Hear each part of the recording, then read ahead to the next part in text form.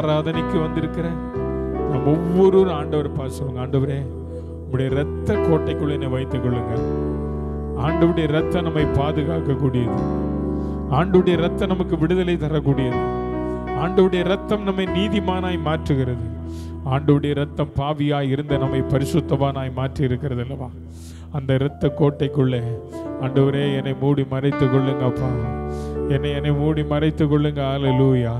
ஆண்டவருடைய சித்தம் மட்டும் என் வாழ்வில் நிறைவேற என்னை ஒப்பு கொடுக்கிறேன். ஆண்டவர் சொல்லுங்க, ஆண்டவரே நீர் என்னை நடத்துவீராக. ஹல்லேலூயா. என்னை நடத்துவீராக ஆண்டவரே. உமது சித்தம் என்னுடைய வாழ்வில் நிறைவேற ஒப்பு கொடுக்கிறோம். கர்த்தர் பெரிய காரியங்களை செய்வீராக. ஹல்லேலூயா. அவங்களுடைய உயிர் தெழுந்த வல்லமை ஆண்டவரே எங்கள் மேலே இறங்கும்படியான நாங்கள் ஜெபம் பண்ணுகிறோம். பரிசுத்த ஆவியானவருடைய ஆளுகைக்கு நேராக எங்களை ஒப்பு கொடுக்கிறோம். ஆண்டவரே இந்த நாளின் ஆராதனை உம்முடைய திருக்கரத்தில் ஒப்பு கொடுக்கிறோம். ஆராதனை ஆசீர்வதியும். வந்திருக்கிற ஒவ்வொரு பிள்ளைகளையும் ஆசீர்வதியும். இன்னும் தூரத்திலும் சமீபத்தில் இருந்தவருடைய நல்ல கர்த்தருடைய பிள்ளைகளையும் ஆண்டவர் ஏற்ற வழியில் கொண்டு வாரும். நல்ல பாடல்களை பாட கர்த்தர் பலன் தாரும். இசைக்கருவி வாசிக்கிற பிள்ளைகள் மேலே ஆண்டவருடைய கிருபை இருக்கட்டும். ஆண்டவரே சிஸ்டத்தின் மேல் ஆண்டவருடைய கிருபை தேவாவியானுடைய மகிமை வெளிப்படுவதாக. கர்த்தாவே எங்களுக்கு முன்பாய் வைத்திருக்கிற கர்த்தருடைய பந்திக்காய் ஜெபம் பண்ணுகிறோம். கர்த்தருடைய வார்த்தைக்காய் ஜெபம் பண்ணுகிறோம். எல்லா ஆசீர்வாதமாய் நடக்கட்டும். நாங்கள் வெறுமையாய் வந்து வெறுமையாய் கடந்து போகாதபடி ஆண்டவருடைய பிரசன்னத்தினால் எங்களை நிரப்பும். இயேசுவின் நாமத்தில் பிதாவே, ஆமென், ஆமென். தேவா நான் எதினால் விசேஷித்தவன், ராஜா நான் அதை தினம் யோசிப்பவன். நீரன்னோடு வருவதினா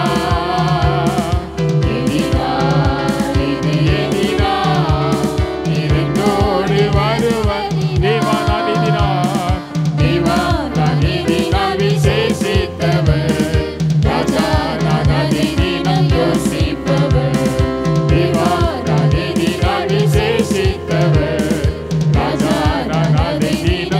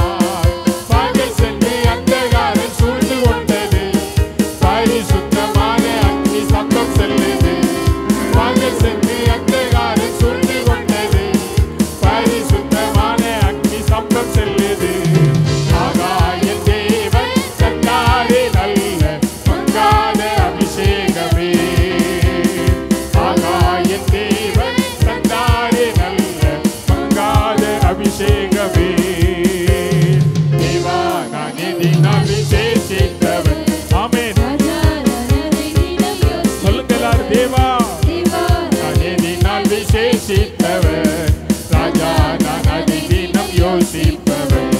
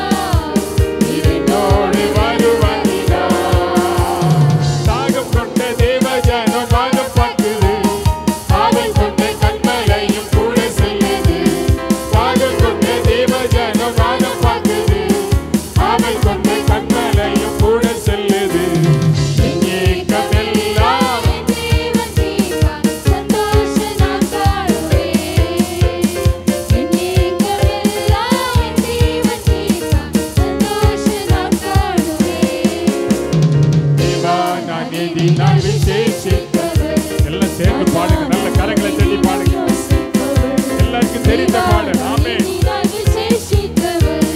ராஜா நான் அதிதினம் யோசிப்பவர் எதினார் இது எதினார் நீர் என்னோடு வருவாய்.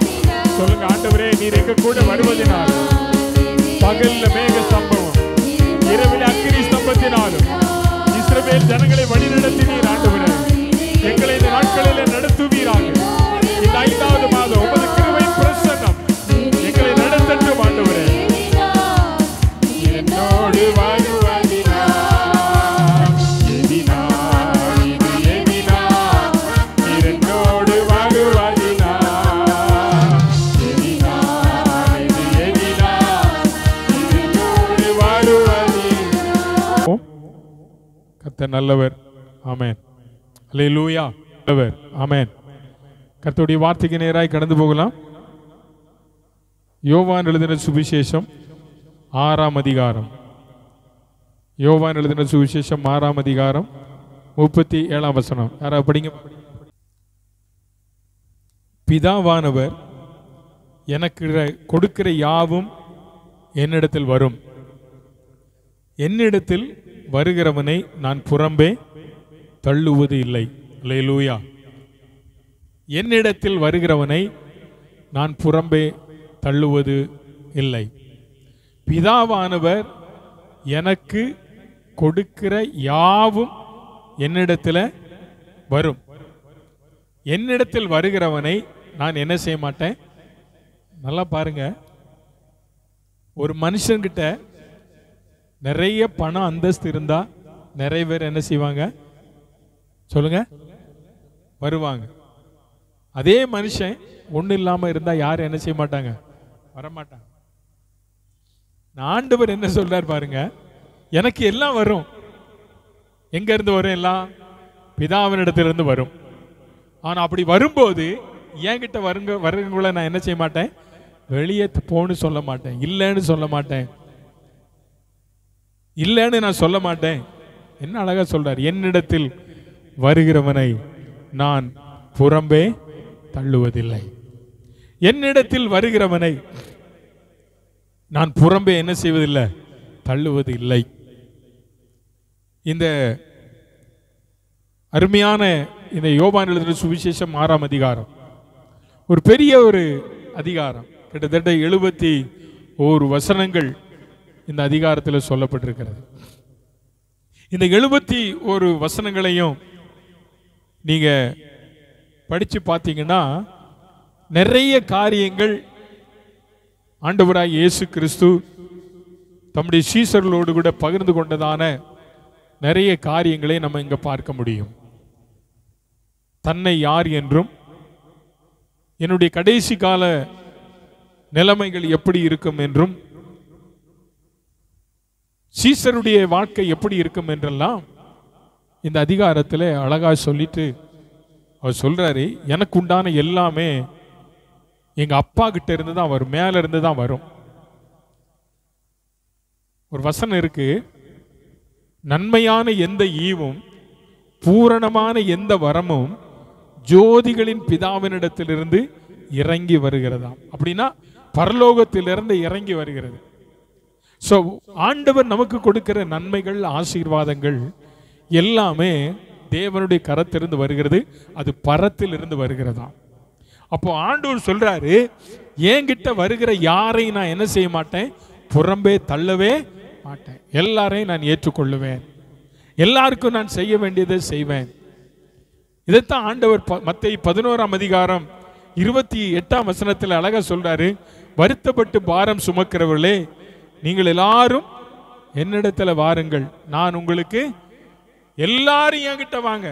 ஒரு குறிப்பிட்ட மக்களை மட்டும் ஆண்டவர் அழைக்கல, குறிப்பிட்ட மக்களை மட்டும் ஆண்டவர் அழைக்கல, எல்லாரையும் ஆண்டவர் கூப்பிடுறார்.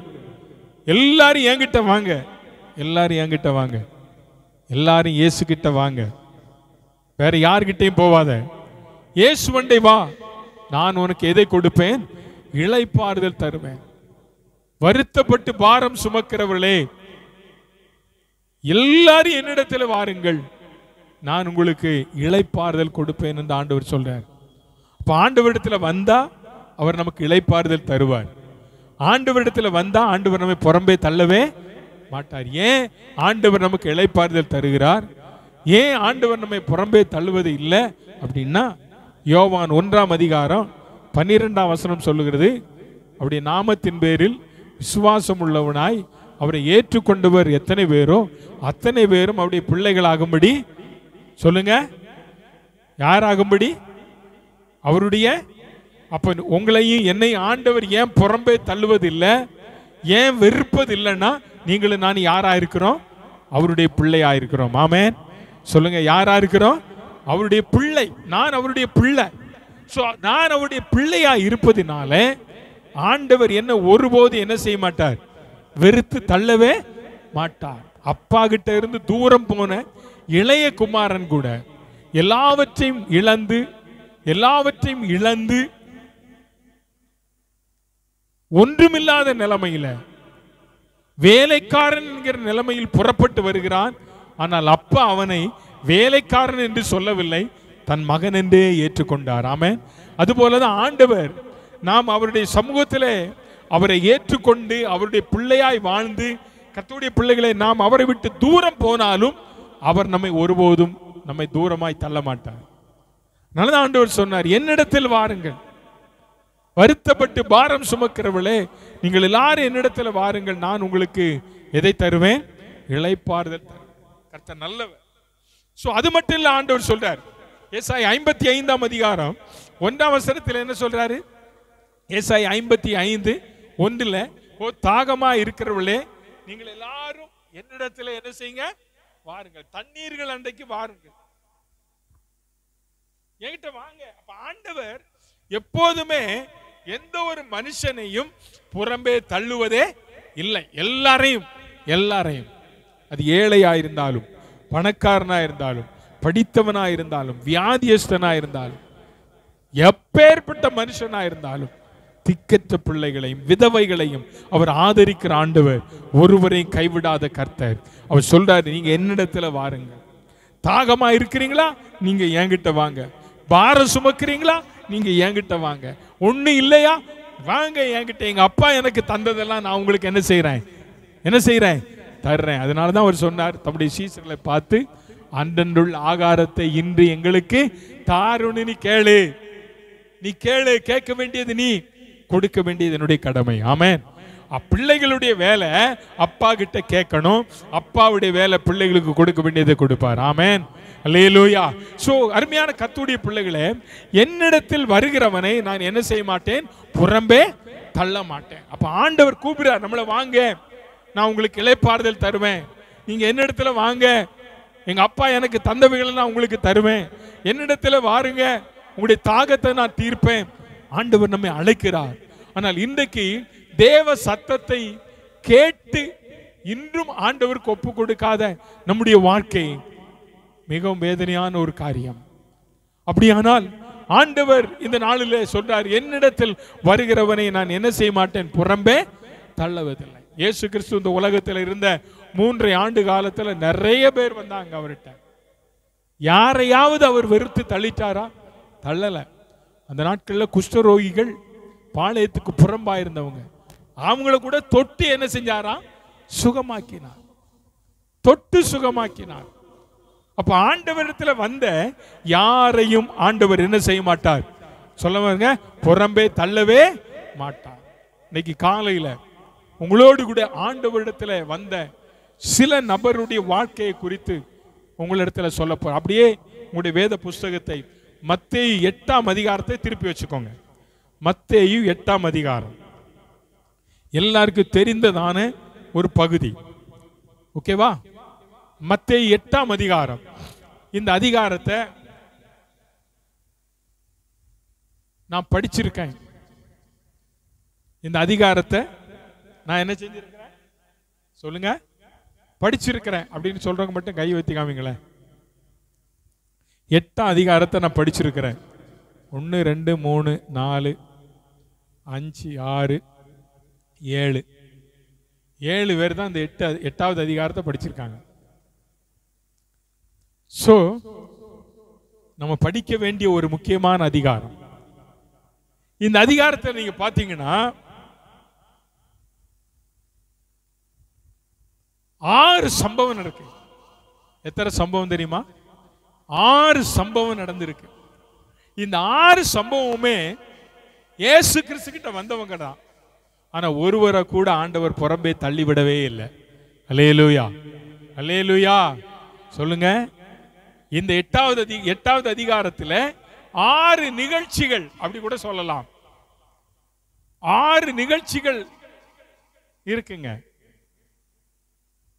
6 விதமான காரியம் நடந்திருக்கு. ஒரு இடத்துல கூட ஆண்டவர் ஒருவரையும் தள்ளிவிடவே இல்லை. எல்லாருக்கும் செய்ய வேண்டியதான காரியங்களை ஆண்டவர் செய்திருக்கிறார். ஆமென் சொல்லுங்க. அல்லேலூயா, அல்லேலூயா. சத்தமா தான் சொல்லுங்களேன். அல்லேலூயா. எத்தனை காரியம் சொன்னேன்? 6 காரியம். முதல் காரியம் என்ன நடந்தது? 1ஆம் வசனம் வாசிங்க. அவர் மலையிலிருந்து இறங்கின போது திரளான ஜனங்கள் சொன்னார். போதும், ஒரு நிமிஷம் அப்படின்னு பாட்டுங்க. அவர் மலையிலிருந்து இறங்கின போது, அவர் மலைக்கு எதுக்கு போவார் தெரியுமா? எதுக்கு போவாரு? ஜெபம் பண்ண போவார். அவருடைய பழக்கம், பர்சனல் பிரேயர், வனாந்தரம், மலை, இப்படிதான் ஆண்டவர் வந்து என்ன செஞ்சிருக்கிறார்? ஜெபம் பண்ணி இருக்கிறார். இப்ப ஆண்டவர் மலையிலிருந்து இறங்கி இருக்கிறார். மலையிலிருந்து இறங்கின உடனே ஏராளமான ஜனங்கள் அவருக்கு என்ன செய்தார்கள்? பின் சென்றார்கள். நிறைய ஜனங்கள் இயேசுவை பின்தொடர்ந்தாங்க. இயேசுவை பின்தொடர்ந்து ஏராளமான ஜனங்கள் வந்தாங்க. அப்படிதானே? அதுக்கு அடுத்த வசனம் சொல்லுது, அப்பொழுது. எப்படி சொல்லுங்க? நான் கேட்டது அப்பொழுது. எப்பொழுது? மலையிலிருந்து இறங்கி வந்தபோது.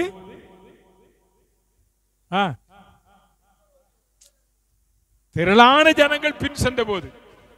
இயேசு போகிறார், திரளான ஜனங்கள் போகிறார்கள். அப்பொழுது, நல்ல கவனிங்க, இயேசு மலையிலிருந்து இறங்கிட்டார். அப்படிதானே?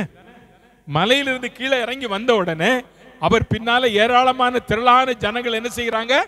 போறாங்க, பின்னாடி போறாங்க, பின்னாடி போறாங்க. அப்பொழுது என்ன நடக்குது பாருங்க.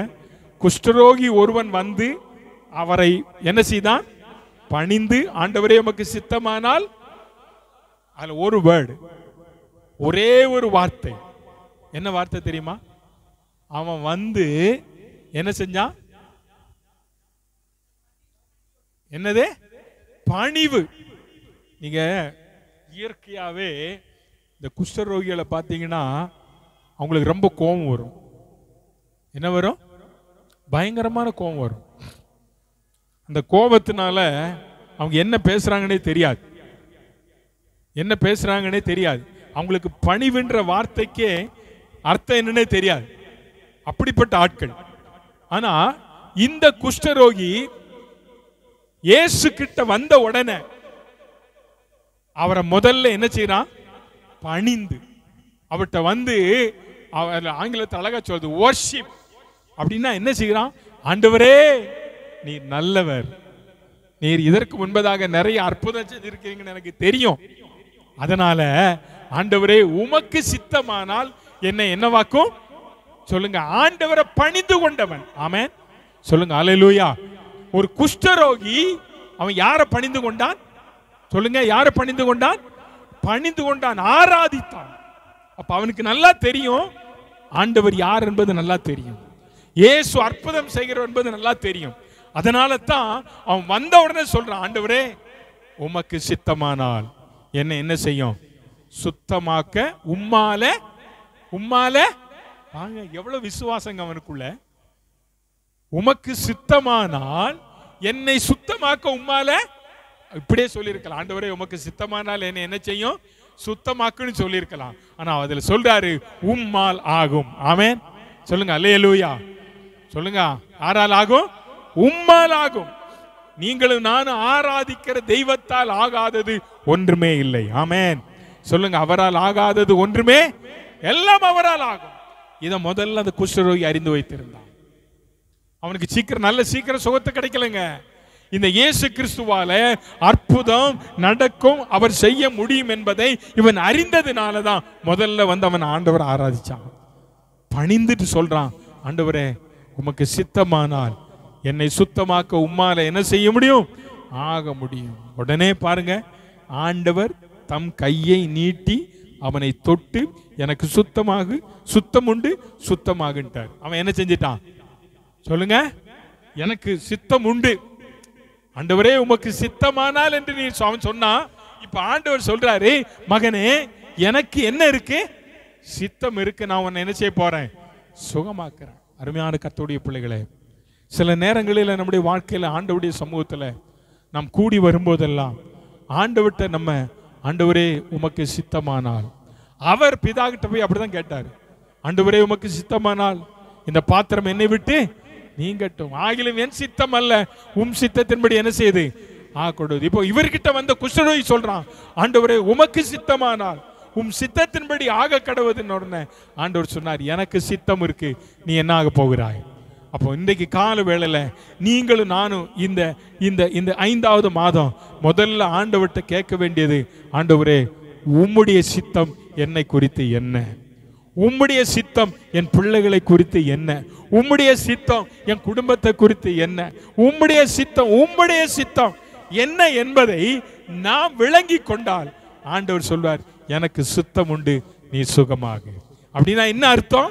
ஆண்டவருக்கு சித்தமானது உனக்கு எதுவோ, என்ன காரியமோ அந்த காரியத்தை கர்த்தர் நடத்துவார். ஆமென் சொல்லுங்க. அல்லேலூயா. ஆண்டவருடைய சித்தம். ஒருவேளை இதுவரை கடந்த 4 மாதம் நீ பல காரியங்களை எதிர்நோக்கி இருந்திருக்கலாம், அது நடக்காம போய் தோல்வியை சந்திச்சு நீ இருக்கலாம். இன்னைக்கு ஆண்டவர் சொல்றாரு, எனக்கு சித்தம் இருக்கு, உன் காரியத்தை நான் செய்ய போறேன். அல்லேலூயா. இந்த குஷ்டரோகிக்கு தேவ சித்தம் நிறைவேற அவன் தன்னை ஆண்டவருக்கு ஒப்பு கொடுத்தவன். இந்த காலையில் ஆண்டவர்கிட்ட முதல்ல இந்த இந்த இந்த இந்த அதிகாரத்தில் நாம் அறிந்து கொள்ள வேண்டியது, ஆண்டவருடைய சித்தத்தை அறிந்து கொள்ளணும். ஆண்டவருடைய சித்தம் இல்லாம எதுவுமே நம்முடைய வாழ்க்கையில் நடக்காது. அப்படியே சித்தம் இல்லாம நம்முடைய தலையிலிருந்து ஒரு முடி கூட கீழே விழாது என்று சொல்லப்பட்டிருக்கிறது. சவுலை தேவன் இயேசு சந்தித்த போது சொல்றார், இவன் எவ்வளவாய் பாடுபடணும், அதுதான் என்னுடைய சித்தம். அப்ப தேவனுடைய சித்தம் நம்ம வாழ்க்கையில நம்ம தெரிந்து கொண்டோம் என்று சொன்னால் எந்த சூழ்நிலைமையில நாம் என்ன செய்ய மாட்டோம்? அஞ்சிட மாட்டோம். முதலாவதாக அந்த குஷ்டரோகியினுடைய வாழ்க்கையில தேவ சித்தத்தை அவன் கண்டான். அப்போ ஆண்டவருடைய சித்தத்தை அறிந்து கொண்ட ஒரு பிள்ளையை கர்த்தர் ஒரு நாளும் என்ன செய்ய மாட்டார்? புறம்பே தள்ளவே சொல்லுங்க, புறம்பே தள்ளவே மாட்டார். தேவ சித்தத்துக்கு ஒப்பு கொடுத்தவனை ஆண்டவர் புறம்பே தள்ள மாட்டார். இரண்டாவதாக 5வது வசனம் படிங்க. கப்பர்நகூமில்.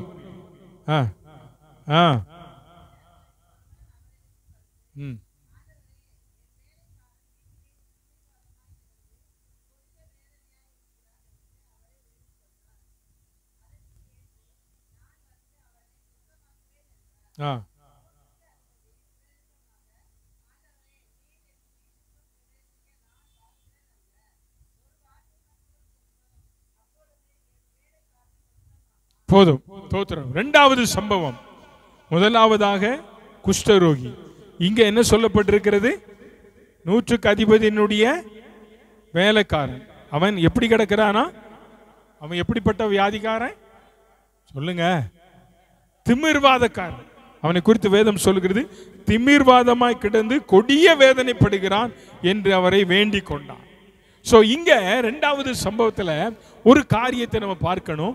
100க்கு அதிபதி இயேசு கப்பர்நகூமுக்கு வந்தார், கப்பர்நகூமிலே பிரவேசித்தார். இயேசு இந்த பூமியில இருந்த நாட்களில அதிகமாய் பிரயாணம் செய்ததான ஊர்களிலே ஒன்று கப்பர்நகூம், அப்படித்தானே? சோ இந்த ஊருக்கு வந்த போதுதான் 100க்கு அதிபதி இயேசுவை தேடி வரார். அவர் வந்து சொல்றார், ஆண்டவரே, என் வேலைக்காரன் திமிர்வாதக்காரனாக கடந்து கொடிய வேதனைப்படுகிறான் என்று அவரை வேண்டிக்கோ. அவ்வளவுதான் சொன்னான். என் வேலைக்காரன் என்னவா இருக்கிறான்? கொடிய வேதனைப்படுறான். நீங்க வந்து சுகமாக்குங்கன்னு அவன் கேட்டானா? சொல்லுங்க. சொன்னானா? இல்ல. இயேசு சொல்றாரு, நான் வந்து அவனை என்ன செய்ய போறேன்? நான் வந்து அவனை என்ன செய்வேன்? சுகமாக்குவேன். ஆண்டவர் போகணும் அங்க. ஆனா இந்த மனுஷன் சொல்றான், வேண்டாம் ஆண்டவரே, வேண்டாம். ஒரே ஒரு வார்த்தை சொன்னா போதும், என் வேலைக்காரன் என்ன செஞ்சிருவான்? சொல்லுங்க, ஒரே ஒரு வார்த்தை. ஹல்லேலூயா. ஒரே ஒரு வார்த்தை, எழுந்து நட, நான் நடப்பேன். இது நடக்கும் நடக்கும். தண்ணீரை மொண்டுகொள்ற ஆண்டவரே, அது தண்ணீரா ரசமா எதுவோ தெரியாது, நீர் சொன்னதை நான் என்ன செய்கிறேன்? இங்க என்ன எதை நாம் பார்க்கிறோம் என்றால், அந்த 100க்கு அதிபதியினுடைய விசுவாசம். அவனுடைய சொல்லுங்க என்ன விசுவாசம்? இயேசு என் வீட்டுக்கு வர வேண்டாம், ஆனா இயேசுவின் வார்த்தையை நான் விசுவாசிக்கிறேன். ஆமென். அவர் சொன்னா போதும், அவர் சொன்னால் போதும், செய்வேன். அவர் காட்டும் வழியில நடப்பேன். அவர் சொன்னா போதுங்க. இயேசு உங்களுக்கு சொல்றத நீங்க செய்யுங்கன்ட்டு அந்த அம்மா போயிட்டாங்க. அவர் உங்களுக்கு என்ன சொல்லுகிறாரோ அதன்படி செய்யுங்கள். கானாவூர் கல்யாணத்தில் அந்த அம்மா சொன்னாங்க, அவர் உங்களுக்கு என்ன சொல்றாரு அதன்படி செய்யுங்க, அவ்வளவுதான். இயேசு சொன்னார், தண்ணியை வார்க்க சொன்னார். அப்புறம் மொண்டு பந்தி விசாரிப்புக்காரங்க கையில கொடுக்க சொன்னார். அவ்வளவுதான். குடிச்சவன்லாம் சொல்றான், பயங்கர டேஸ்டா இருக்கு. ஆண்டவர் நம்முடைய வாழ்க்கையில் அற்புதம் செய்ய வேண்டுமானால், ஆண்டவர் அற்புதம் செய்கிற கர்த்தர். உன்னுடைய விசுவாசத்தின்படி ஆண்டவருடைய வாழ்க்கையில் அற்புதம் செய்வார். ஆமென். இன்னைக்கு நான் ஒரு பாட்டு பாடினேன்ல, இந்த பாட்டை கிட்டத்தட்ட இந்த ஒரு வாரத்தில் நாங்கள் ஒரு 30-40 முறை கேட்டிருப்போம். ரொம்ப வருஷத்துக்கு முன்னால பாடப்பட்ட பாட்டு. எங்க வீட்டில் டெய்லி இந்த பாட்டு ஓடாத நாளே இல்லை. ஒரே ஒரு வார்த்தை, என் விசுவாசத்தினால நான் யோர்தான் பிளப்பதை என் கண்களால் நான் பார்க்கிறேன், அவ்வளவுதான். அந்த வார்த்தை தான். அப்ப நம்ம வாழ்க்கையில் ஆண்டவர் அற்புதம் செய்ய வேண்டுமானால் நமக்கு தேவை ஆண்டவருடைய வார்த்தை. ஆமென். அவருடைய வார்த்தை ஜீவன் உள்ளது, அப்படிதானே? அவருடைய வார்த்தை வல்லமை உள்ளது. அல்லேலூயா. அந்த வார்த்தை தேனிலும் தேன் கூட்டிருந்து ஒழுகும், தெளிதேனிலும் மதுரம் உள்ளது. ஆமென். அந்த வார்த்தை வெளிப்பட்டா போதும், ஒரு அற்புதத்தை கர்த்தர் செய்வார். அல்லேலூயா, அல்லேலூயா. இப்போ சொல்ற, ஆண்டவரே நீர் ஒரு வார்த்தை சொல்லும், என் வேலைக்காரன் என்ன செஞ்சிருவான்? அவ்வளவுதாங்க. அவன் சொன்ன வார்த்தை. நீங்க வந்து அவனை தொட்டு அவனை சுகமாக்கணும் அப்படின்னு இல்ல. முந்தின பாதியில பார்த்தோம், அந்த குஷ்டரோகி ஆண்டவர் என்ன செஞ்சாராம்? தொட்டு சுகமாக்கினார். இப்ப இங்க நம்ம பார்க்கிற வார்த்தை, அந்த 100க்கு அதிபதியினுடைய வீட்டுக்கு அவன் வருவதற்கு பாத்திரம் நல்லன்னு சொல்றாரு.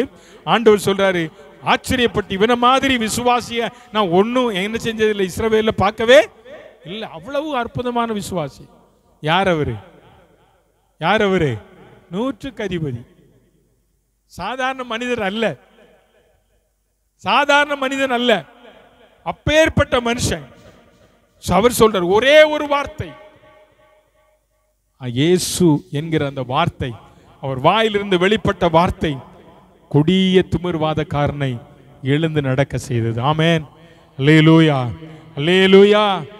ஆண்டவர் திமிர்வாதக்காரனையும் தள்ளுறது இல்லை, குஷ்டரோகியும் ஆண்டவர் என்ன செய்யல, தள்ளல தள்ளல. அவருடைய விசுவாசம், அவருடைய விசுவாசம் 100% விசுவாசமே தவிர அந்த திமிர்வாதக்காரனுடைய விசுவாசத்தை குறித்து சொல்லல. ஏன்னா அவன் தான் சொல்றான், ஒரு வார்த்தை நீங்க சொன்னா போதும் என் வேலைக்காரன் என்ன செஞ்சிருவான். வேலைக்காரன் சுகமானானா ஆகலையா சொல்லுங்க, ஆனானா? ஆமென், அல்லேலூயா. மூன்றாவது சம்பவம் பாருங்க, 14ஆம் வசனம் வாசிங்க பார்க்கலாம்.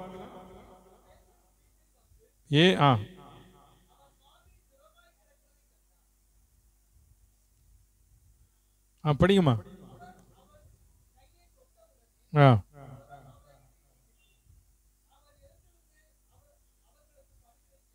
மூணாவது ஒரு சம்பவம் நல்லா பாருங்க. இயேசு யார் வீட்டுக்கு போனார்? பேதுரு மாமியார் வீட்டுக்கா? பேதுருவின் வீட்டுல, அப்படிதானே? பேதுரு வீட்டுக்கு போயிருக்காரு. நம்ம நிறைய பேர் நிறைய நேரம் என்ன சொல்றோம், பேதுரு மாமியார் வீட்டுல இல்ல, அப்படிதானே? ஆனா பேதுரு வீட்டுல தான் மாமியார் இருக்காங்க. பேதுரு வீட்டுல யார் இருக்கா சொல்லுங்க? பேதுரு மாமியார் இருக்காங்க. இயேசு அங்க போயிருக்காரு. இப்ப இந்த அம்மா எப்படி இருக்காங்க சொல்லுங்க? ஜுரம், ஜுரத்தினால இருக்கிறாங்க. ஜுரத்தினால் இருக்கிறதை கண்டார். அந்த அம்மா கேட்டாங்களா நான் ஜுரத்திலிருந்து வெளியே வரணும்னு? இல்ல, ஏன்னா ஒண்ணுமே நடந்த மாதிரி தெரியல அதுல. அந்த அம்மா கேட்டாங்களா ஐயா ஏசப்பா, இல்ல மருமகிட்ட ரெக்கமெண்ட் பண்ணி, மருமகனே இயேசுகிட்ட சொல்லுங்க, எனக்கு வந்து கையை வச்சு ஜெபம் பண்ண சொல்லுங்க, இல்ல எந்திரிச்சு நடக்க சொல்லுங்க, சுகமாயிரும் அப்படின்னு ஏதாவது சொன்னாங்களா? இல்ல. இயேசு பார்த்தார். யாரை பார்த்தார்? யார் கண்டா? இயேசு கண்டா. பேதுருவின் மாமி பலவீனமா இருப்பதை யார் பார்த்தா? அப்போ உன் வீட்டுக்குள்ள இயேசு வந்தா, உன் வீட்டுக்குள்ள பலவீனமா இருக்கிற ஒருவரை குறித்து நீ சொல்ல வேண்டாம், அவருக்கு தெரியும். ஆமென், சொல்லுங்க அல்லேலூயா. அவர் வந்தா போதும் உன் வீட்டில் இருக்கிற பலவீனம் மாறும். இப்ப வீட்டுல பலவீனமா இருக்குன்னா அப்ப என்ன அர்த்தம்? நம்ம வீட்டுக்குள்ள யார் வரல சொல்லுங்க? இயேசு வந்தா போதும். இயேசு நம்ம வீட்டுக்கு வரணும். இயேசு நம்முடைய வீட்டுக்குள் வந்தால் நிச்சயம் நம்முடைய வீட்டில் அற்புதத்தை அவர் செய்யாம அவர் போகவே மாட்டார். ஆமென், அல்லேலூயா. உன் பாத்திரத்தை நிரப்புவார். உன் தலையை எண்ணெயால் என்ன செய்வார்? அபிஷேகம். உன் கையின் பிரயாசத்தை என்ன செய்வார்? வர்த்திக்க பண்ணுவார். உன் மாவு தொட்டி எண்ணெய் கலசமும் என்ன செய்யும்? ஆசீர்வதிக்கப்பட்டிருக்கும். யார் வரணும் வீட்டுக்கு? இயேசு வரணும். ஆமென். இயேசு வந்து உன் மாவு சட்டியும் பார்க்க மாட்டாரு, எந்த சட்டியும் பார்க்க மாட்டாரு. வந்தா போதும் எல்லாமே நன்மையாய் மாறும். அல்லேலூயா, அல்லேலூயா. இப்ப இந்த அம்மா ஜுரத்துல படுத்திருக்கிறாங்க. வீட்டுக்கு வந்தா பார்த்தார் இயேசு. இயேசு பார்த்த உடனே அந்த அம்மாவுக்கு என்ன நடக்குது? இயேசு தொட்ட உடனே ஜுரம் அவரை விட்டு நீங்கிட்டு. அந்த அம்மா உடனே என்ன செஞ்சிட்டாங்க? ஓடி போகல. யாருக்கு பணிவிட செஞ்சாங்க? சத்தமா சொல்லுங்க. யாருக்கு பணிவிட? வந்தவங்களுக்கு இல்ல, இயேசுவுக்கும் வந்தவங்களுக்கும் பணிவிட செய்யறாங்க. இதுவரை பணிவிட செஞ்சாங்களா? ஜுரத்துல படுத்திருக்காங்க, ஜுரத்துல படுத்திருக்காங்க. இப்ப நான் சொல்றேன், ஜுரம் எதுக்கு வந்தது தெரியுமா? இயேசு அங்க வரணும், இயேசு அங்க வந்து சுகமாகணும். இந்த அம்மா இயேசுவுக்கு என்ன செய்யணும்? அல்லேலூயா. ஆமா, உன்னை பலவீனத்திலிருந்து ஆண்டவர் விடுதலை தந்தா அடுத்து நீ செய்ய வேண்டியது என்ன செய்யணும்? ஆண்டவருக்கு பணிவிடை. நீ பணிவிடை செய்யறோமா? நம்ம ஆண்டவருக்கு என்ன பணிவிடை செய்யறோம்? யோசிச்சு பாருங்க. ஆண்டவர் நமக்கு ஜுரத்திலிருந்து விடுதலை தந்திருக்காரு, தலைவலியிலிருந்து விடுதலை தந்திருக்கிறார். ஐயா தலைவலிக்கு ஜெபம் பண்ணுங்க, ஜெபம் பண்ணி விடுதலை ஆச்சு. பணிவிடை செய்யறோமா? பணிவிடை செய்தால் அம்மா. நல்லா கவனிச்சு பாருங்க. இந்த ரெண்டு வசனம் தாங்க இந்த அம்மா குறித்து சொல்லப்பட்ட வார்த்தை. பேதுருக்கு மாமிக்கு பேர் இருக்கா அதுல? இல்ல. ஆண்டவர் சொன்ன ஒரு சின்ன அற்புதம். அந்த அம்மா பணிவிடை செய்தாள். பெத்தானியாவில் ஒரு அம்மா இருந்தாங்க. யார் அந்த அம்மா? பெத்தானியாவில் ஒரு அம்மா இயேசுவுக்கு பணிவிடை செஞ்சாங்களே, யார் அந்த அம்மா? எல்லாம் இங்க இருக்கீங்களா? எல்லாரும் அப்படியே அமைதியா இருக்கு, தெரியாத மாதிரி இருக்கியே. யாருங்க அந்த அம்மா? இன்னொரு அம்மா இயேசுவின் பாதத்தில் இருந்தாங்களே, அந்த அம்மா பேர் என்ன? அப்ப வேலை செஞ்சது பணிவிட செஞ்சது யாரு? சத்தமாக கேளுங்க. பணிவிடை செஞ்சது யாரு? பாதி ராத்திரில கேட்டாலும் சொல்லணும். இயேசுவுக்கு பணிவிடை செய்த பெத்தானியா ஊர் சகோதரி யாரு? மார்த்தாள். பணிவிடை செய்தா அந்த பணிவிடையில் ஒரு பெரிய ஆசீர்வாதம் இருக்கு தெரியுமா? பரிசுத்தவான்களுக்கு பணிவிடை செய்வதனால் எத்தனை நன்மை உண்டு என்பதை அனுபவிச்சவங்களுக்கு தெரியும். பரிசுத்தவான்களுக்கு பணிவிடை செய்வது நல்லது. ஆமென் சொல்லுங்க. அல்லேலூயா. இந்த அம்மா பணிவிடை செய்தார்கள். அதனாலதான் வேதத்தில் எழுதி வச்சிருக்கு, பேதுருவின் மாமி எழுந்தவர்களுக்கு என்ன செய்தாங்க? பணிவிடை செய்யறாங்க, சேவை செய்கிறாங்க. அப்ப ஆண்டவருக்கு சேவை செய்கிற ஒருவரை ஆண்டவர் என்ன செய்ய மாட்டார்? சத்தமா சொல்லுங்க. ஒருபோதும் தள்ளவே. என்ன சேவை செய்தார், எந்த வேலை செஞ்சாலும் ஆண்டவருக்காக ஒரு போதும் ஒரு நாளும் ஆண்டவர் கைவிட மாட்டார். ஆமென் அல்லேலூயா.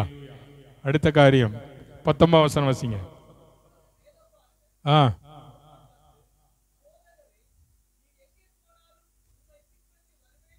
தோத்திரம். அதுக்கு ஆண்டவர் என்ன பதில் கொடுக்காரு பாருங்க.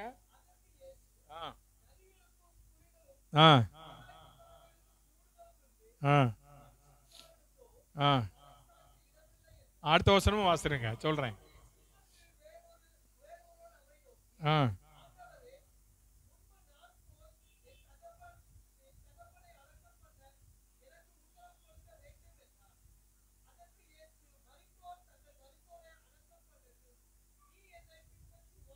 தோத்திரம். நல்லா பாருங்க, இங்க 2 பேர். ஒன்னு வேத பாரகன், அவன் வேதத்தை நல்லா கரைச்சு குடிச்சவன் நம்ம பாஷையில்.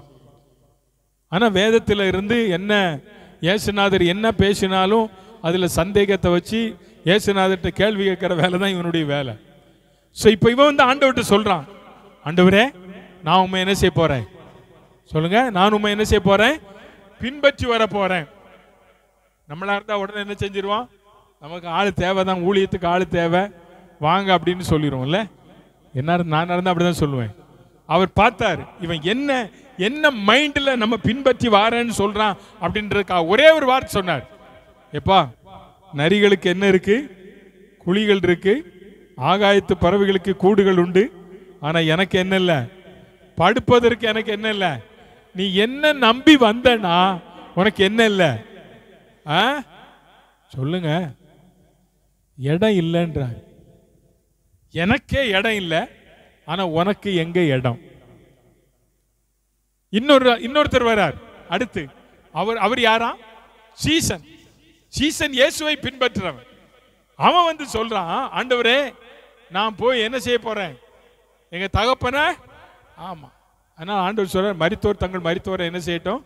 அடக்கம். நீ என்ன செய்வா? பின்பற்றி வா. அப்ப ஆண்டவரை பின்பற்றினா சிலவற்றை விட வேண்டியது விட்டுதான் ஆகணும். ஆமென் சொல்லுங்க. அல்லேலூயா. சில நன்மைகள் கிடைக்காது, எல்லா சௌகரியங்களும் கிடைக்கும் அப்படின்றது ஊழியத்தில் கஷ்டமான ஒன்று.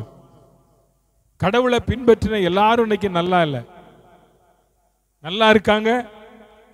இன்னைக்கு நிறைய பேர் என்ன சொல்றாங்க? ஒன்றும் இல்லைன்னா ஊழியத்துக்கு போகலாம், தப்பு இல்லை. ஆண்டவர் ஒன்று அழைச்சா ஊழியத்துக்கு வா, கர்த்தர் கைவிட மாட்டார். ஆமென். மற்றவங்க அப்படி இருக்காங்க, நானும் போனா அப்படி ஆயிரலாம் அப்படின்னா ஒரு நாள் நடக்காது. ஒரு நாள் ஒரு சின்ன பிரச்சனை வந்தாலும் உடனே ஒரு நாள் என்ன செய்ய முடியாது? தாங்க முடியாது, தாக்கு பிடிக்க முடியாது. அப்போ இயேசுவை பின்பற்றுகிற ஒரு தேவனுடைய பிள்ளை, இயேசுவை பின்பற்றுகிற ஒரு தேவனுடைய பிள்ளை ஆண்டவரை மட்டும்தான் பார்க்கணுமே தவிர வேற எதையும் என்ன செய்யக்கூடாது. இதைத்தான் அதாவது சொல்றார், என்ன பின்பற்றி வா, வேற எதையும் நீ பார்க்காது. என்ன பார், என்ன பார், இயேசுவை பார். அதுதான். அடுத்து 4வது சொல்றார் பாருங்க. 5வது 23 வசனத்துல ஒரு சம்பவம் இருக்கு. படகு யாத்திரை. இந்த படகு யாத்திரை பாருங்க, இயேசு அந்த படகுல இருந்தாரா இல்லையா? இருந்தார். ஆனா என்ன நடந்ததுங்க? கடல்ல எதிர்காற்று பயங்கரமா வீசி படகு என்ன செய்யுது? கவிழ்த்தக்க போகுது. இப்ப இவங்க என்ன சொல்றாங்க? 25ஆம் வசனத்தை வாசிங்க.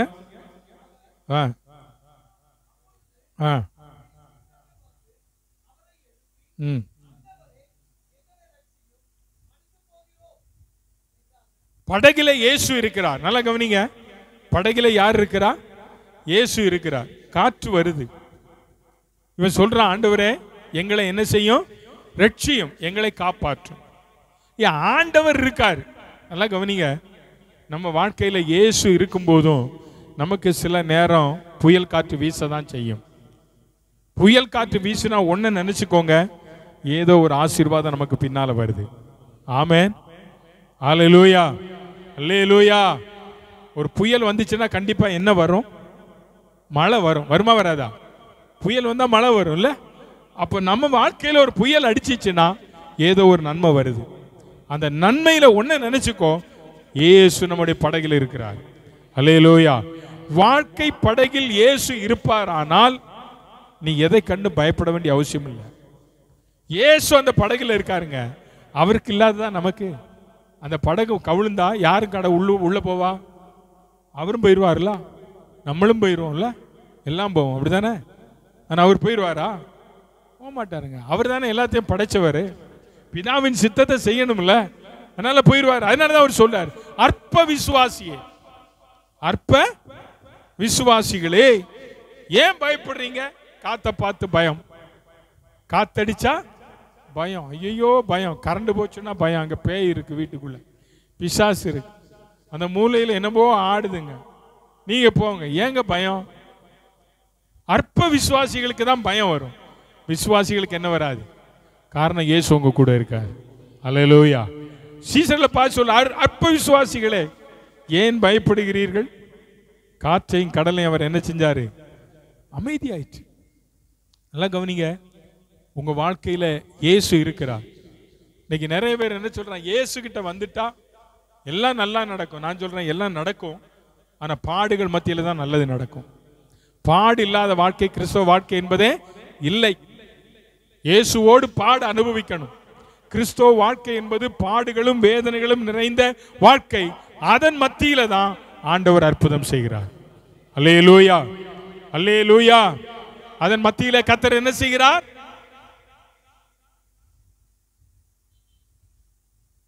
அற்புதம் செய்கிறார். சீசர்களை பார்த்து பயப்படாத அற்ப விசுவாசி என்றார். ஐயா, இயேசுவை பின்பற்றுகிறவர்களுக்குள்ள என்ன இருக்கு? அவிசுவாசம் இருக்கு, பயம் இருக்கு. இந்த பயத்தை கொடுக்கிறவன் யார் தெரியுமா? அற்ப விசுவாசி. அவிசுவாசத்தை கொண்டு வருது யாரு? யாரு? ஆமா, எந்த கூட்டத்தில் இருக்கு? விசுவாசி கூட்டத்தில் இருக்கு. இங்கேயும் அவிசுவாசம் இருக்கு, இங்கேயும் பயம் இருக்கு. ஆனா அங்க யார் இருக்கா? இயேசுவும் இருக்கிறார். இன்னைக்கு நம்ம வாழ்க்கையில இந்த அற்ப விசுவாசமும் அவிசுவாசமும் பயமும் நம்மை விட்டு மாறணும். பயத்தை கொண்டு வருகிற இந்த உலகத்தின் அதிபதி ஆண்டவர். அதனால்தான் பயப்படாதே என்று நமக்கு வாக்கு கொடுத்தார். நீ விசுவாசியா இருந்தா ஆண்டவர் ஒரு நாள் புறம்பே தள்ள மாட்டார். அல்லேலூயா, அல்லேலூயா. அடுத்தபடியா 28ஆம் வசனத்துல 2 பேர் பிசாசு பிடிச்ச 2 பேர். நல்லா பாருங்க, 2 பேர் பிசாசு பிடிச்சவன். 28ஆம் வசனத்தை வாசிங்க. வந்தபோது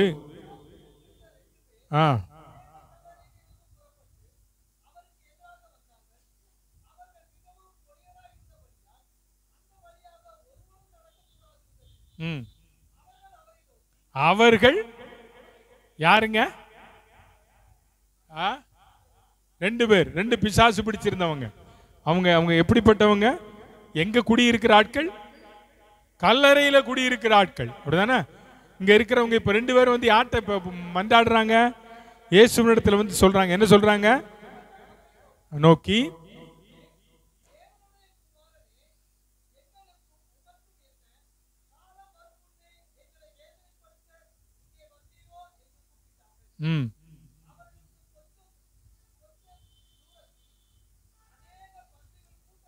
போதும். இங்க பாருங்க, இவன் 2 பேரும் வந்து ஆண்டவர்கிட்ட கேட்கிறான், ஆண்டவரே நீங்க ஏன் எங்களை வேதனைப்படுத்த வந்தீங்க? நாங்க இன்னும் கொஞ்ச காலம் இங்க இருக்கணும், இந்த கல்லறை தோட்டத்துக்குள்ள இருக்கணும்லாம் விரும்புறோம், பிசாசுக்கு அடிமைப்பட்டு இருக்க விரும்புகிறோம், அதனால ஏன் இப்ப வந்தீங்க? நிறைய நாட்கள்ல நம்மளும் அப்படிதான் ஆண்டவர்கிட்ட கேட்கிறோம், ஆண்டவரே ஏன் நான் இந்த உலகத்துல வாழ்றேன்? எதற்காக வாழ்ந்து என்ன பிரயோஜனம்? அருமையான கர்த்தருடைய பிள்ளையை, உன் வாழ்க்கையில ஆண்டவர் வாரார் அப்படின்னா ஒரு நோக்கம் இல்லாமல் உன்னை சந்திக்க வரல. உன் வீட்டுக்கு வாராருன்னா ஆண்டவர் நோக்கம் இல்லாமல் வரல. அல்லேலூயா சொல்லுங்க, அல்லேலூயா. ஆண்டவர் வந்தா உன்னுடைய வாழ்க்கையை மாறும். இப்போ இந்த 2 பேருடைய வாழ்க்கையில இயேசு வந்து இவன் சொல்றான், ஆண்டவரே நீங்க ஏன் இப்போ வந்தீங்கன்றார். அந்த ஆண்டவர் சமயத்துக்கு தான் அங்கே வந்தார். சமயத்தில் வந்து அவங்க 2 பேரும் என்ன செஞ்சிட்டாரு? அற்புதமான விடுதலை கொடுத்தார். அற்புத விடுதலை அவனுக்குள்ள, பிசாச பன்றி கூட்டத்துக்குள்ள என்ன செஞ்சிட்டாரு? அனுப்பி விட்டுட்டார். இப்போ நான் என்ன சொல்ல வரேன், இந்த நாளில் இப்படிப்பட்ட சூழ்நிலைமையில ஆண்டவர் சொல்றாரு, என்னிடத்தில் வருகிறவனை நான் ஒருபோது என்ன செய்ய மாட்டேன், புறம்பே தள்ள மாட்டேன். நான் புறம்பே தள்ள மாட்டேன். இப்ப ஆண்டவருக்கு இன்னொரு பெயர் என்ன தெரியுமா? அவர் நம்மளை புறம்பே தள்ளாதவர். ஆமென் சொல்லுங்க. புறம்பே அவர் என்ன செய்ய மாட்டாரா? தள்ள மாட்டார். அப்படின்னா இந்த இயேசு எப்படிப்பட்டவர்? அவர் புறம்பே தள்ளாத இயேசு எப்படிப்பட்டவர்? இவ்வளவு நேரம் குருட, குஷ்டரோகி, திமிர்வாதக்காரன் அவனை பார்த்திருந்தோம். இயேசு எப்படிப்பட்டவர்? ஒரு வேத வசனத்தை வாசிங்க. அதே யோவான் 6ஆம் அதிகாரம் 68ஆம் வசனம். யோவான் 6ஆம் அதிகாரம் 68ஆம் வசனத்தை வாசிங்க. சீமோன் பேதுரு பிரதி உத்தரமாக, ஆண்டவரே யாரிடத்துல போவோம்? உண்டே, நீர் ஜீவனுள்ள தேவனுடைய குமாரனாய் கிறிஸ்து என்று நாங்கள் விசுவாசித்தும் அறிந்தும் இருக்கிறோம். கடைசியா பேதுரு இந்த இயேசு கிறிஸ்துடைய பாடு மரணங்கள், அவரை காட்டி கொடுப்பது யார், இதெல்லாம் சொன்ன பின்பு இப்ப ஆண்டவர் கேட்க, நீங்க என்ன யாருன்னு சொல்றீங்க? நீங்க போக மனதா இருந்தா போங்க. ஆண்டவர் சொல்ற, ஆண்டவரே, பேதுரு சொல்றான், ஆண்டவரே நாங்க யாருகிட்ட சொல்லுங்க, யாருகிட்ட? நம்ம யாருகிட்ட போனோம் சொல்லுங்க, யாருகிட்ட போனோம்? இன்னைக்கு நம்ம கிறிஸ்தவம் பலர் இன்னைக்கு ஆண்டவரிடத்துல வருவதை விட்டுட்டு மந்திரவாதி கிட்ட, குறி சொல்றவங்க கிட்ட, நாள் பார்க்கிறவங்க கிட்ட எல்லாம் போறோம். ஆனா பேதுரு சொல்றோம், ஆண்டவரே நாங்க யார் இடத்துல போவோம்? நித்திய ஜீவ வசனம் யார்கிட்ட இருக்கு சொல்லுங்க, யார்கிட்ட இருக்கு? அப்ப நம்ம யார்கிட்ட போகணும் தெரியுமா? இயேசுப்பாட்ட போகணும். ஆமென். அந்த இயேசு எப்படிப்பட்டவர்? அந்த இயேசு எப்படிப்பட்டவர்? ஒரு குருடனுடைய ஸ்டேட்மெண்ட் தான் சொல்லி ஜெபம் பண்ண போறோம். ஒரு குருடன் கொடுத்த ஸ்டேட்மெண்ட், அவன் பார்வை அடைந்த உடனே. யோவான் 9ஆம் அதிகாரத்தில் இருக்கு இந்த ஸ்டேட்மெண்ட். யோவான் 9ஆம் அதிகாரத்தில் இயேசு போகும்போது ஒரு குருடனை பார்க்கிறார். அப்போ கேட்குறாங்க, ஐயா இவன் குருடனா இருக்கிறது இவன் செய்த பாவமா, இவன் பெற்றோர் செய்த பாவமான உடனே அவர் சொன்னார், இவன் செய்த பாவம் அல்ல, இவன் பெற்றோர் செய்த பாவம் அல்ல, தேவ நீதி நிறைவேறும்படியா இப்படி என்ன செய்ததா? அல்லேலூயா.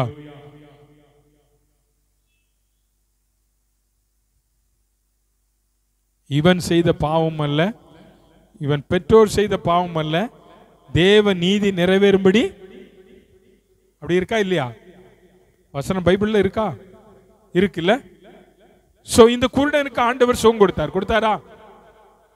எப்படி கொடுத்தார்? எப்படி கொடுத்தார்? சேர் உண்டாக்கி கண்ணில பூசி நீ போய் குளத்துல கழுவினானா? பார்வை அடைந்தானா? பார்வை அடைந்தான். இப்ப பார்வை அடைந்த உடனே, ஐயா இவன் குருடனா இருக்கும் போது யாருக்கும் இவன் வேண்டாம். இப்ப பார்வை அடைஞ்சிட்டான். இப்ப பார்வை அடைஞ்ச உடனே பெரிய பிரச்சனை. உனக்கு யாரு சுகம் தந்தா? உனக்கு யாரு விடுதலை தந்தா? அவர் யாரு? அவர் யார்? கேள்வி மேல கேள்வி யாருக்கிட்ட கேட்கிறாங்க? யார்கிட்ட கேட்கிறாங்க? பார்வை அடைந்த அந்த வாலிபன் இடத்துல கேட்கிறாங்க. சோ இந்த வாலிபன் எவ்வளவு நல்ல அருமையா பதில் கொடுக்கிறார் பாருங்க. முதல் கேள்வி 9ஆம் அதிகாரம் 11ஆம் வசனம் படிங்க. அதுக்கு முந்தின வசனத்தை படிங்க. அப்போ அவனை நோக்கி, உன் கண்ணு எப்படி திறந்துச்சு? அதான் கேள்வி. என்ன? எப்படி திறக்கப்படும்? கண் எப்படிப்பா திறந்துச்சு? டாக்டர் வந்தாரா இல்ல எப்படி ஆபரேஷன் நடந்துச்சா கேட்கிறான். உன் கண்ணு எப்படி? அதற்கு அவன் என்ன செய்யறான்? பிரதி உத்தரமாக,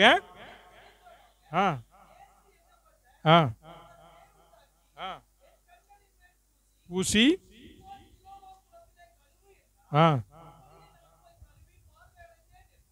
அப்படியே நான் பார்வை அடைந்தேன் என்றான்.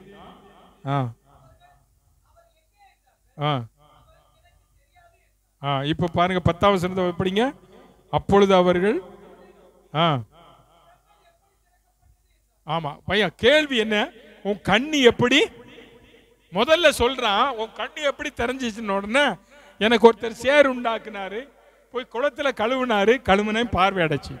இப்ப 2வது கேட்கிறான், உனக்கு எப்படி சுகம் கிடைச்சிச்சு அப்படின்றதுக்கு அவன் கொடுக்கிற ரெஸ்பான்ஸ் பாருங்க.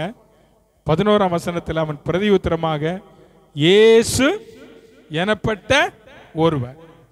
இயேசு எனப்பட்ட, நல்லா கவனிங்க, இயேசு எனப்பட்ட, இன்னைக்கு காலையில் உன்னை புறம்பை தள்ளாதவர் இயேசு எனப்பட்ட ஒருவர். அல்லேலூயா. இந்த ஆசீர்வாதம் உனக்கு எப்படி வந்தது? இயேசு எனப்பட்ட ஒருவர் மூலமாய். இந்த நன்மை எப்படி வந்தது? இயேசு எனப்பட்ட ஒருவர் மூலமாய். இந்த மேன்மை எப்படி வந்தது?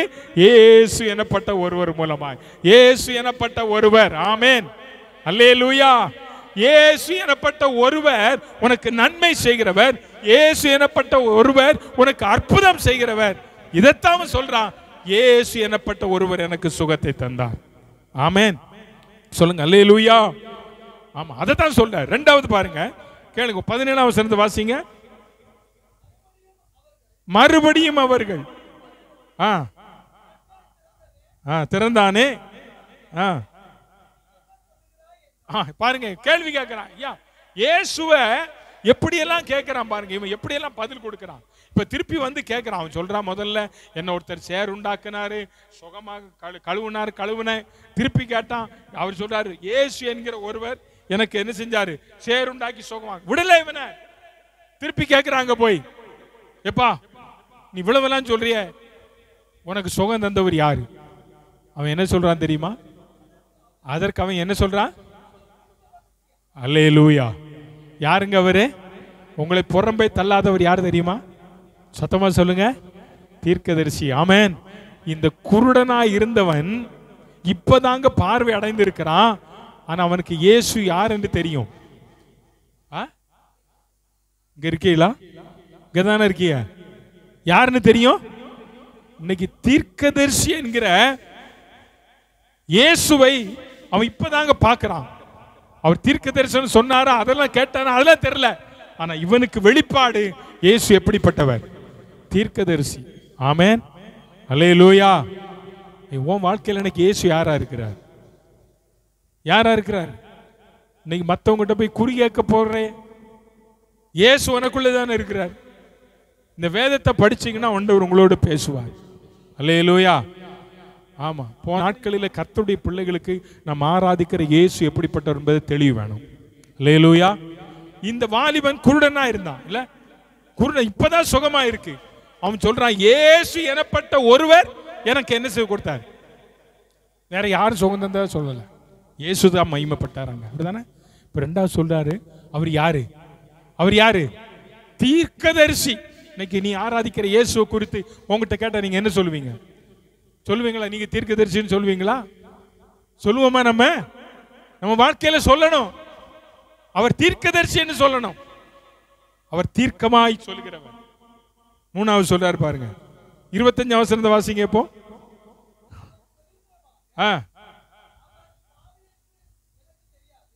இப்ப பாருங்க, இல்ல முந்தின வசனத்தை வாசிங்கம்மா. அழைத்து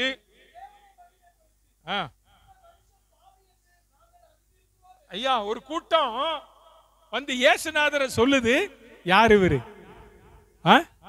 பாவி. ஏன்னா இவனை டைவர்ட் பண்றாங்க. இவனை டைவர்ட் பண்றான். இயேசு சுகம் கொடுத்தான்னு சொல்லிட்டான், அவர் தீர்க்கதரிசின்னு சொல்லிட்டா. இப்ப அடுத்த ஸ்டேட்மெண்ட், அவர் ஒரு பாவியாச்சே, அவர் அவனுக்கு சுகம் தந்திருப்பாரு அப்படின்னு கேட்கான். அடுத்த பதில் கொடுக்கிறான் பாருங்க. என்ன பதில் கொடுக்கிறாரு? அவர் பிரதி உத்தரமாக, அப்படின்னா அவர் பாவின்னு எனக்கு தெரியாது, அவர் பரிசுத்தம் உள்ளவர். அல்லேலூயா. அவர் பாவி என்று எனக்கு தெரியாது, நான் குருடனா இருந்தேன், இப்போது காண்கிறேன். இது மட்டும்தான் எனக்கு தெரியும். அவர் பாவியா பரிசுத்தவானா எனக்கு தெரியாது, நான் குருடனா இருந்தேன், இப்ப நான் என்னவா இருக்கேன், எனக்கு அது மட்டும்தான் தெரியும். சில ஆட்கள் நம்ம கிட்ட வீண் வம்புக்குனே வருவான். வீண் வம்புக்குனே என்ன செய்வான்? ஏதாவது ஒரு காரியத்தை வச்சுட்டு வருவான். நமக்கு ஒன்னே ஒன்று சொல்லணும், இயேசுதான். வேற யாரும் இல்லை. அல்லேலூயா. என்ன அழகா ஸ்டேட்மெண்ட் கொடுக்குறான் பாருங்க.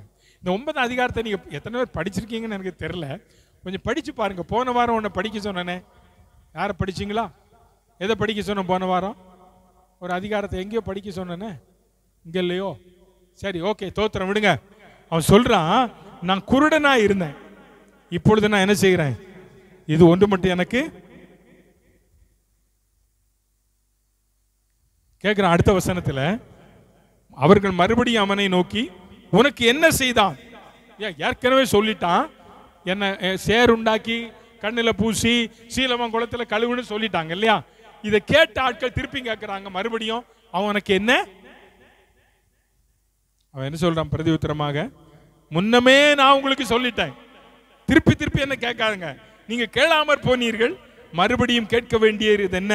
அவருக்கு சீசராக உங்களுக்கு மனதுண்டோ? அடிக்கிறான் பாருங்க ஒரு அடி. எப்பா திரும்ப திரும்ப என்ன கேட்கறிய? நான் சொல்லிட்டேனே இயேசுதான் எனக்கு சுகம் தந்தார், நீ திரும்ப திரும்ப திரும்ப திரும்ப என்ன திரும்ப திரும்ப? அவன் சொல்றான், நீ சீசரா மாறுறியா? அல்லேலூயா. கொஞ்ச நேரத்துல எந்த அளவுக்கு அந்த வாலிபன் அல்லது அந்த கர்த்தருடைய பிள்ளை அவன் வேதபாரகர் முன்னால, பரிசேயர் முன்னால, திரள் கூட்டத்துக்கு முன்னால தைரியமா நிக்கிறான். அவன் தைரியமா சொல்றான், நான் தான் ஏற்கனவே சொல்லிட்டேனே இயேசு அற்புதம் செஞ்ச விஷயத்த, எனக்கு ஆண்டவர் நன்மை செய்தான்னு சொல்லிட்டேனே, திருப்பி ஏன் வந்து கேட்கிற? நீ நன்மை நீ அவரை போல பின்பற்ற விரும்புறியா? கடைசியா ஒரு வார்த்தை சொல்லி முடிக்கிறேன்.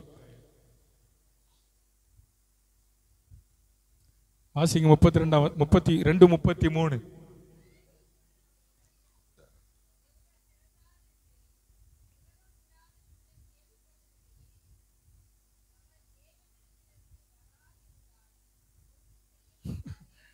அவன் சொல்றான் பாருங்க, இவ்வளவு ஸ்டேட்மெண்ட் இவன் சொல்லிட்டோம், கடைசி அவன் நம்பாம அவனு சொல்றான், பிறவி குருடன் ஒருத்தனும் என்ன ஆகல, பிறந்தையிலிருந்து என்ன ஆகல, பார்வை அடையல, சுகமாகல. ஐயா நீ பிறவி குருடன் சொல்ற, நீ எப்படி சுகமான? அவன் சொல்லிட்டான ஏற்கனவே சொல்லிட்டேன்னு சொன்னவங்க இப்ப இவங்க வாயிலே வருது, அவர் தேவனிடத்தில் வராதிருந்தால் ஒன்றும் என்ன செய்யாது, செய்ய மாட்டார். ஆமென். நல்ல கவனிங்க, யார் மூலம் இந்த வார்த்தை வெளிவந்தது தெரியுமா? சோதித்து பார்த்த ஜனங்களே சொல்றாங்க அவர் தேவனுடைய குமாரன். ஆமென். அருமையான கர்த்தருடைய பிள்ளைகளை, உன் வாழ்க்கையில ஆண்டவர் செய்த நன்மைகளை உன்னை சுற்றிலும் இருக்கிறவங்க எத்தனை முறை வந்து கேட்டாலும் உனக்கு ஒரே ஒரு வார்த்தை, இயேசு செய்தார். அது ஒண்ணுதானே தவிர வேற ஒண்ணு இல்லை. இது எப்படி நடந்தது? இயேசு செய்தார். எனக்கு தெரியாது. இது எப்படி நடக்கும்? எனக்கு தெரியாது. இயேசு செய்வார். ஆமென். என் கண்களால் நான் பார்க்கிறேன், விசுவாச கண்களால் நான் அதை பார்க்கிறேன். அருமையான கர்த்தருடைய பிள்ளையே, உங்களையும் என்னை புறம்பே தள்ளாத ஆண்டவர் இயேசு. அவர் நம்மை நேசிக்கிறவர், அவர் நமக்காக தம்முடைய ஜீவனையே கொடுத்தவர், நமக்காக மரித்து அடக்கம் பண்ணப்பட்ட 3ஆம் நாளிலே உயிரோடு கூட எழுந்தவர், உயிர் தெழுந்த இயேசு பரமேறி போனவர். அவர் மறுபடியும் இந்த உலகத்துக்கு உங்களை என்னை அழைக்க வருகிறார். அவர் நம்மை புறம்பே தள்ள மாட்டார். அவர் ஒரு பெரிய தீர்க்கதரிசி. ஆமென். அல்லேலூயா, அல்லேலூயா. அவர் நீதிமான், அவர் பரிசுத்தவான், அவர் தேவனிடத்தில் வந்தவர். அந்த தேவன் சொல்றாரு, எனக்கு உண்டான எல்லாம் என் பிதாவினிடத்திலிருந்து வருகிறது, என்னிடத்தில் வருகிறவனை நான் புறம்பே தள்ளுவதே. ஆமென். உங்களை புறம்பே தள்ளாதபடி இதுவரை உங்களுடைய உறவினர்கள் தள்ளி இருக்கலாம், ஏன் உங்களை பெற்றவர்கள் தள்ளி இருக்கலாம், நீங்கள் நேசித்த பலர் தள்ளி இருக்கலாம். தள்ளப்பட்ட நிலைமையில ஆண்டவரே நான் என்ன செய்வேன்? நோ, கர்த்தர் சொல்றார், நான் உன்னை புறம்பே தள்ள மாட்டேன். வருத்தப்பட்டு பாரம் சுமக்கிறவளே என்கிட்ட வா, நான் உனக்கு இளைப்பாறுதல் ரெஸ்ட் தரேன். நீ பாரம் சுமக்காத, நான் சுமக்கிறேன். என்கிட்ட வா. தாகமா இருக்கிற, கஷ்டப்படுற, நான் உனக்கு. இயேசு நமக்கு பரிகாரியா இருக்கிறார். ஆமென். அல்லேலூயா. அந்த பரிகாரியா இயேசு நம்மை ஒருபோதும் கைவிட மாட்டார். அவர் உங்களை புறம்பே தள்ளவே மாட்டார். இந்த இயேசுவை நாம் உறுதியாய் பற்றி கொள்ளுவோம். இந்த கால வேளையில் நமக்காக மரித்த இயேசு கிறிஸ்து, நமக்காக தம்முடைய ஜீவனையை கொடுத்த இயேசு கிறிஸ்துடைய சரீரத்திற்கு அடையாளமான இந்த அப்பத்தையும் அவருடைய இரத்தத்திற்கு அடையாளமாக இருக்கிற இந்த ரசத்தை நாம் பானம் பண்ண போகிறோமே. இந்த பானம் பண்ணும் போதெல்லாம் அவருடைய பாடு மரணங்களை என்ன செய்ய வேண்டுமா? நினைவு கூறும்படியா இதை செய்யுங்கள் என்று சொன்னாரே. இன்னைக்கு நம்ம நினைவு கூறுவோம். அவர் யார்? என் பாவங்களுக்கு இயேசு என்பதற்கு அவர் தம்முடைய ஜனங்களின் பாவங்களை நீக்கி நம்மை விடுவிக்கிறவர் என்று அர்த்தமாம். அவர் ஒரு தீர்க்கதரிசி. அல்லேலூயா. அவர் ஒரு தீர்க்கதரிசி, அவர் ஒரு நீதிமான், அவர் பரிசுத்தவான், அவர் தேவனிடத்திலிருந்து வந்தவர், எனக்காக தம்முடைய ஜீவனையை கொடுத்தவர். அவர் அவர் அவர் நமக்காக அடிக்கப்படுகிற ஆட்டுக்குட்டியை போல வாய்த்திரவாமல் கடந்து போனாரே.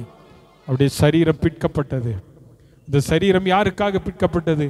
எனக்காக, உங்களுக்காக, நம்மை நீதிமானாய் மாற்ற. அந்த தீர்க்க தரிசனத்தின் ஆவியை, அந்த அபிஷேகத்தை உங்களுக்குள்ளே ஆண்டவர் வைப்பதற்காக. சோத்திரம். ஆண்டவர் உங்களை நீதிமானாய் மாற்றுவதற்காக அவர் தம்முடைய சரீரத்தை பிற்கும்படி ஒப்பு கொடுத்தாரே. அந்த இயேசுவின் சரீரத்தையும் அந்த இரத்தத்தையும் பானம் பண்ண போகிற நம்முடைய வாழ்க்கை இந்த நாளில் ஒன்று சொல்லுவோம். எனக்கு சுகம் தந்தவர் இயேசு, என்னை அபிஷேகித்தவர் இயேசு, என்னை அழைத்தவர் இயேசு, எனக்காக ஜீவனை கொடுத்தவர் இயேசு, என் குடும்பத்தை வழி நடத்துகிறவர் இயேசு, என் பிள்ளைகளை கரம் பிடித்து நடத்துகிறவர் இயேசு. இயேசு இயேசு இயேசு, எல்லாமே இயேசு தான். அப்படிப்பட்ட இயேசுவை உறுதியாய் பற்றி கொண்டு அவர் நாமத்தை மையப்படுத்த கர்த்தர் உதவி செய்வாராக. எல்லாரும் எழுந்து நிற்போம். எல்லாம் எழுந்து நின்று ஆண்டவருடைய முகத்தை இந்த காலவேளையில் நாம் நோக்கி பார்ப்போம். ஆண்டவரே, இந்த காலவேளையில் என்னிடத்தில் வருகிறவனை நான் புறம்பே ஒருபோதும் தள்ள மாட்டேன் என்று சொன்னவே. ஆண்டவரே, எங்களை புறம்பே தள்ளாதவர், எங்களை கைவிடாதவர், இதுவரை எங்களை நடத்தினவர், எங்களை நீங்க நடத்துங்க ஆண்டவரே. தெய்வ சமூகத்தில் சொல்லுங்க. அப்போ ஆண்டவரிடத்தில் சொல்லுங்க. ஹல்லேலூயா. எல்லாரும் வாய்களை திறந்து, ஆண்டவரே நீர் தீர்க்கதரிசி, ஆண்டவரே நீர் ஒரு நீதிமான், ஆமென், நீர் ஒரு நீதிமான் ஆண்டவரே. அப்படிப்பட்டதான உண்மை ஆராதிக்க இந்த நாளில் நீர் தந்த நல்ல தயவுக்காக நாங்களும் நன்றியோடு துதிக்கிறோம் ஆண்டவரே. ஹல்லேலூயா, ஹல்லேலூயா, ஹல்லேலூயா.